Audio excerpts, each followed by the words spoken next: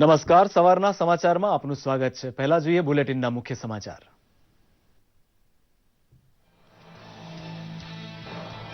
મધ્યપ્રદેશની Bhopal central જેલમાંથી આતંકી ફરાર થવાની ઘટનાની એનઆઈએ દ્વારા તપાસની જાહેરાત કરતા મુખ્યમંત્રી શિવરાજસિંહ ચૌહાણ, મૃતક આતંકવાદીઓમાં અમદાવાદના વર્ષ 2008ના બોમ્બ વિસ્ફોટના આરોપીનો પણ સમાવેશ।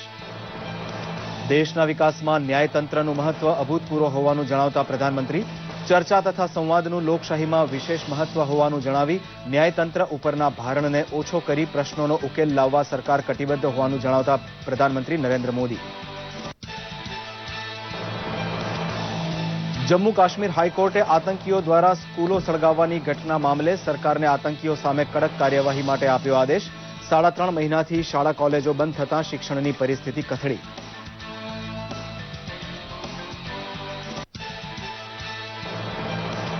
વલસાડ જિલ્લાના ઉદવાડાને આદર્શ સાંસદ ગ્રામ જાહેર કરતા કેન્દ્રીય ટેક્સટાઇલ મંત્રી સ્મૃતિ ઈરાની ગામમાં 23 જેટલા વિકાસ કામો ઝડપથી પૂરા કરવા જિલ્લા કલેક્ટરને આપી સૂચના।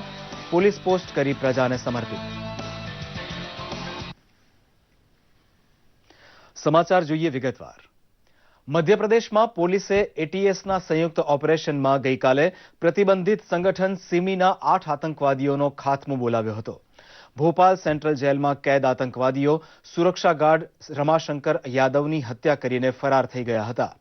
માર્યા ગયેલા આતંકવાદીઓમાં એક આતંકવાદી અમદાવાદમાં વર્ષ 2008માં થયેલા બોમ્બ બ્લાસ્ટનો આરોપી છે, જ્યારે અન્ય એક આતંકવાદી પર નિધિ ગોલ્ડ લોનની મુખ્ય ઓફિસમાં લૂંટ તથા હત્યાને અંજામ આપવાનો આરોપ છે। તમામ આતંકવાદીઓ પર હત્યાનો આરોપ છે। સૌથી ખતરનાક આતંકવાદી અકીલ હતો। અકીલે ખંડવામાં સિમીનું નેટવર્ક ઊભું કર્યું હતું। ઓછું ભણેલા તથા ગરીબ યુવાનોને તે સિમીમાં લેતો હતો। મુખ્યમંત્રી શિવરાજસિંહ ચૌહાણે જાહેરાત કરી છે કે રાષ્ટ્રીય તપાસ એજન્સી એનઆઈએ આ ઘટનાની તપાસ કરશે। પૂર્વ ડીજીપી નંદન દુબેને આ ઘટનાની તપાસ માટે નિયુક્ત કરવામાં આવ્યા છે। જમ્મુ કાશ્મીર હાઈકોર્ટે આતંકીઓ દ્વારા છેલ્લા કેટલાક દિવસોમાં સ્કૂલો સળગાવવાની ઘટના મુદ્દે આંખ લાલ કરી છે। સરકારે કડકમાં કડક પગલાં લઈને આવા અસામાજિક તત્વોને ડામી દેવા આદેશ આપ્યો છે। પાકિસ્તાન સમર્પિત આતંકીઓએ છેલ્લા 3.5 મહિનામાં કેટલાય શાળાઓ સળગાવી દીધી છે, જેથી વિદ્યાર્થીઓના અભ્યાસ પર અસર પડી રહી છે। અજંપા વચ્ચે જીવાતું જીવન અસ્તવ્યસ્ત થઈ ગયું છે। જમ્મુ કાશ્મીરમાં જે અશાંતિ પ્રવર્તી રહી છે તેની નોંધ હાઈકોર્ટે લીધી હતી અને શાળાઓને આ અંગે નોટિસ આપી છે તથા તાત્કાલિક જવાબ આપવા જણાવ્યું છે। આગામી સુનાવણી 7મી નવેમ્બરે થશે। કોર્ટે રાજ્યના મુખ્ય સચિવ, પોલીસ મહાનિદેશક તથા સ્કૂલ શિક્ષણ નિદેશકે પોતે જ હાજર રહી અત્યાર સુધી આતંકીઓ વિરુદ્ધ કરવામાં આવેલી કાર્યવાહીનો જવાબ આપવા જણાવ્યું છે। પ્રધાનમંત્રી નરેન્દ્ર મોદી છત્તીસગઢ તથા હરિયાણા રાજ્ય સ્થાપના દિવસના કાર્યક્રમમાં ભાગ લેશે। રાયપુરમાં સૌર ઉર્જા આધારિત સૌર સુજલા કાર્યક્રમની શરૂઆત કરશે। પ્રધાનમંત્રી નરેન્દ્ર મોદી આજે છત્તીસગઢની નવી રાજધાની નવા રાયપુરમાં 5 દિવસ રાજ્યોત્સવનો શુભારંભ કરશે। આ યોજના જે વિસ્તારોમાં વીજળી નથી એ વિસ્તારોના ખેડૂતો માટે બનાવવામાં આવી છે। સૌર ઉર્જા આધારિત સિંચાઈને પ્રાથમિકતા અપાશે। સાથે જ પ્રધાનમંત્રી જનતાને જંગલ સફારી સહિત રાયપુર તથા નવા રાયપુર વચ્ચે બસ રેપિડ ટ્રાન્સપોર્ટ તથા એકાત્મ પથની પણ સોગાત આપશે। પંડિત દીનદયાળ ઉપાધ્યાયની પ્રતિમાનું અનાવરણ પણ કરશે। સાથે જ હરિયાણાના સ્થાપના દિવસે પ્રધાનમંત્રી મોદી વિવિધ કાર્યક્રમોમાં ભાગ લેશે। પાકિસ્તાન દ્વારા કરવામાં આવેલા સંઘર્ષ વિરામ ઉલ્લંઘન દરમિયાન થયેલા ગોળીબારમાં ભારતનો વધુ એક જવાન શહીદ થયો છે, જ્યારે એક મહિલાનું હોસ્પિટલમાં મૃત્યુ થયું હતું। આંતરરાષ્ટ્રીય સરહદ તથા નિયંત્રણ રેખા પર છેલ્લા કેટલાક દિવસોમાં પાકિસ્તાન દ્વારા વારંવાર સંઘર્ષ વિરામનું ઉલ્લંઘન કરવામાં આવી રહ્યું છે। સર્જિકલ સ્ટ્રાઇક બાદ અત્યાર સુધી પાકિસ્તાને 60 વખત સંઘર્ષ વિરામનું ઉલ્લંઘન કર્યું છે। રાજૌરીમાં પાકિસ્તાન તરફથી થઈ રહેલા ગોળીબારોમાં સેનાનો એક જવાન શહીદ થયો છે। પૂંછ જિલ્લામાં બાલાકોટમાં પણ 2 જવાનો ગંભીર રીતે ઘાયલ થયા છે। પૂંછમાં પાકિસ્તાન દ્વારા કરવામાં આવેલા ગોળીબારમાં 2 મહિલાઓ ગંભીર રીતે ઘાયલ થઈ હતી, જેમાં એકનું મોત થયું હતું।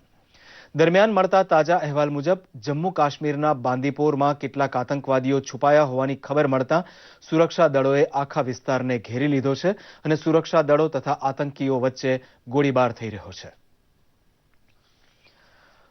પ્રધાનમંત્રી નરેન્દ્ર મોદીએ ગઈકાલે સરદાર પટેલની જન્મજયંતિ નિમિત્તે નવી દિલ્હીમાં નેશનલ સાયન્સ સેન્ટર ખાતે સરદાર પટેલ વિશેના ડિજિટલ પ્રદર્શનનું લોકાર્પણ કર્યું હતું।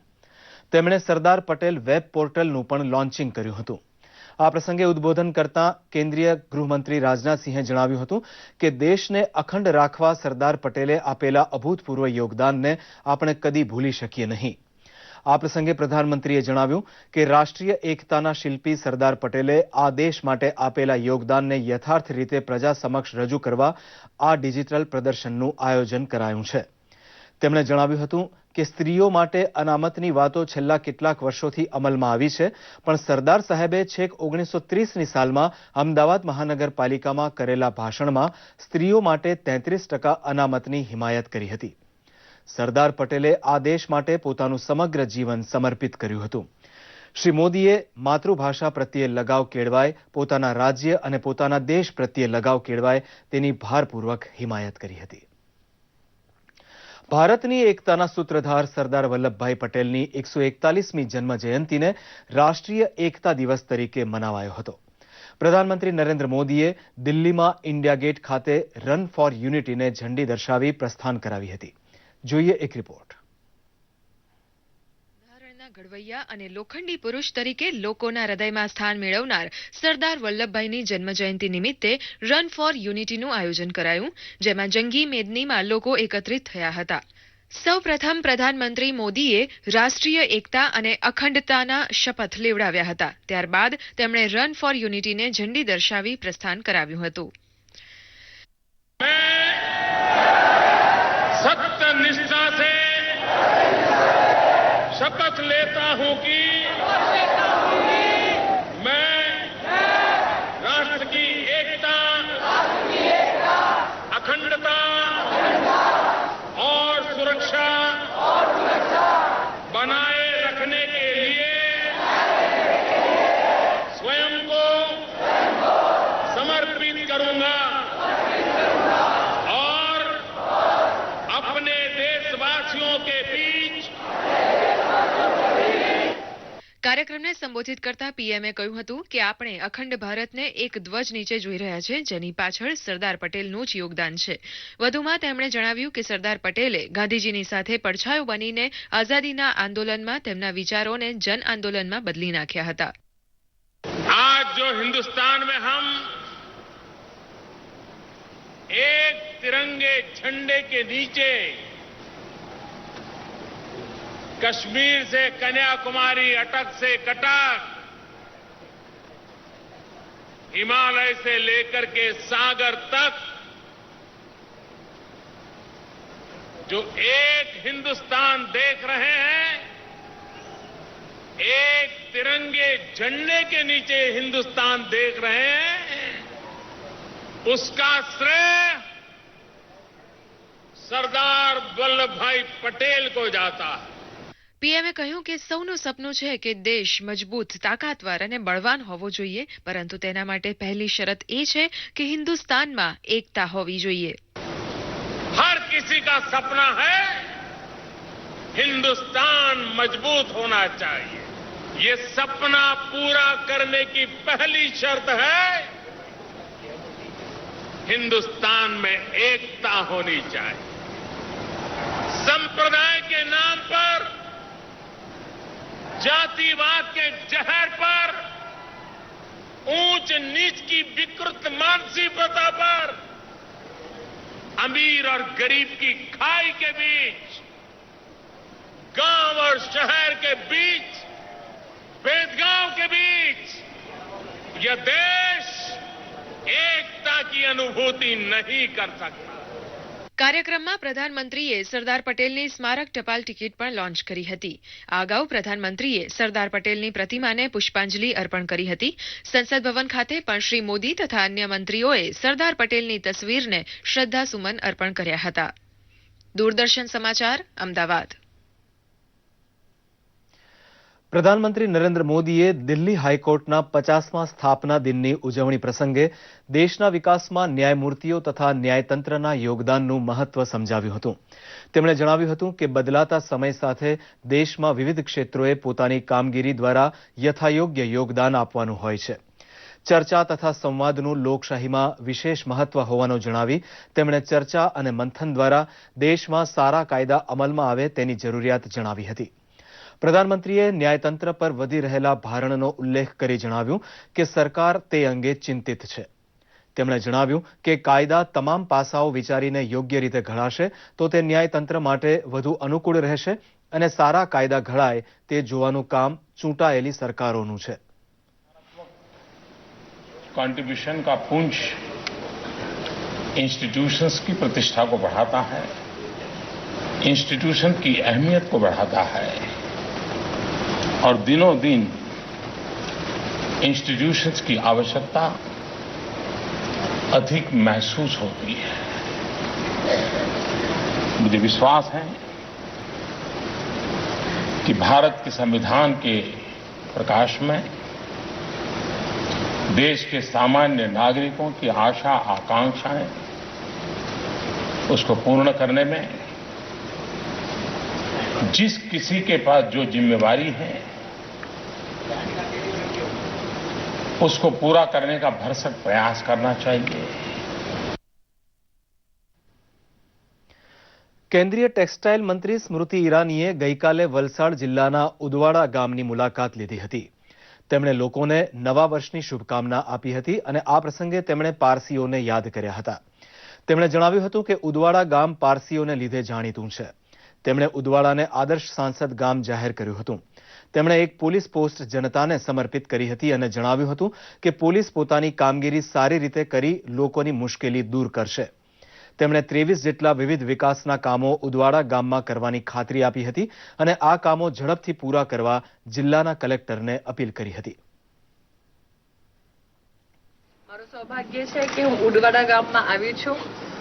અમે બધા જ જાણીએ છીએ કે ઉદવાડા ગામ વિખ્યાત છે આખા વિશ્વમાં પારસીઓ માટે અને આ મારો અહોભાગ્ય છે કે મારા આદર્શ સાંસદ ગ્રામ કાર્યક્રમ જે માનનીય પ્રધાનમંત્રીશ્રીએ શરૂ કર્યો આ દેશમાં એના નિમિત્તે હવે ઉદવાડાને હું આદર્શ સાંસદ ગ્રામ આજે ઘોષિત કરવા આવી છું. મારા તરફથી જેટલું બની શકે ગામ માટે આજે આ મારો પ્રયાસ જે છે એ અમારા સાંસદ સભ્યશ્રી છે સાથે એમની સાથે મળીને અમે અહીંયા કામ કરવા ઈચ્છીએ છીએ. હિન્દુ પંચાંગ મુજબ ગઈકાલે વિક્રમ સંવતના નૂતન વર્ષની રાજ્યભરમાં લોકોએ એકબીજાને શુભેચ્છા પાઠવીને ઉજવણી કરી હતી. રાજકીય ક્ષેત્રે પણ વિવિધ કાર્યક્રમો યોજાયા હતા. જોઈએ એક રિપોર્ટ. મુખ્યમંત્રી વિજય રૂપાણીએ આજે સરદાર વલ્લભભાઈ પટેલની 141મી જન્મજયંતિ નિમિત્તે ગાંધીનગરમાં આવેલી પ્રતિમાને પુષ્પાંજલિ અર્પણ કરી હતી. તેમણે આ પ્રસંગે જણાવ્યું હતું કે સરદાર વલ્લભભાઈ પટેલે દેશ માટે આપેલા યોગદાનને ક્યારેય ભૂલી શકાય તેમ નથી. દેશની અખંડિતતા માટે તેમનામાં જે જનૂન હતું તે ભારતીય નાગરિક તરીકે અને ગૌરવવંતા ગુજરાતી તરીકે આપણામાં હોવું જોઈએ. પણ છે, નવું વર્ષ છે, ખૂબ શુભ દિવસ છે. સરદાર વલ્લભભાઈ પટેલના પ્રતિમાને પુષ્પાંજલિ કરી અને આજે અહીંયા સમગ્ર લોકોએ શપથ લીધા છે કે સરદાર વલ્લભભાઈ પટેલે દેશની એકતા માટે જે કામ કર્યું છે, અખંડિતતા માટે કામ કર્યું છે, એ દેશ કદી ભૂલી શકશે નહીં. નગરદેવી ભદ્રકાળી માતાના દર્શન કરીને મુખ્યમંત્રી વિજય રૂપાણીએ આવનારું વર્ષ ગુજરાતની જનતાને સુખ સમૃદ્ધિ અર્પે તેવી પ્રાર્થના કરી હતી. ભદ્રકાળી માતાના દર્શન બાદ સીએમ નાગરિકોના અભિવાદન ઝીલવા માટે સર્કિટ હાઉસ ખાતે ઉપસ્થિત રહ્યા હતા, જે બાદ તેઓ આઈપીએસ મેસ ખાતે રાજ્યની આંતરિક સુરક્ષામાં મહત્વનું યોગદાન આપનાર ઓફિસરોનું અભિવાદન કર્યું હતું. આપણે સૌ સાથે મળીને એક ટીમ ગુજરાત, જે આપણા વડાપ્રધાન નરેન્દ્રભાઈએ જે એક કલ્ચર ઊભું કર્યું છે કે એક ટીમ સાથે આપણે સૌ કામ કરીને આપણી જવાબદારીમાં આપણે સૌ આગળ વધીએ અને આપણું ગુજરાત એ ગૌરવવંતું ગુજરાત બને. અને ગુજરાત પોલીસ